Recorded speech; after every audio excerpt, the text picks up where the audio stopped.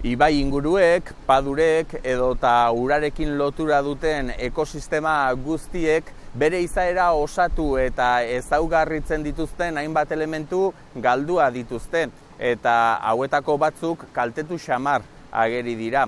Ibaiaren ertzean edozer eraikitzen dugula, dela presa, dela ubide edo dela estalduraren bat, ibaiaren izaten naturalean eragindako aldaketak dira guzti horiek.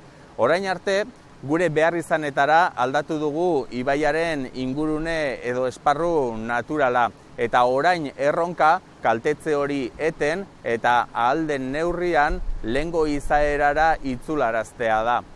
Esaterako, ez legoke gaizki, egun erabiltzen ez ditugun hainbat presa, ubide eta estaldura eraitsiko bagenitu.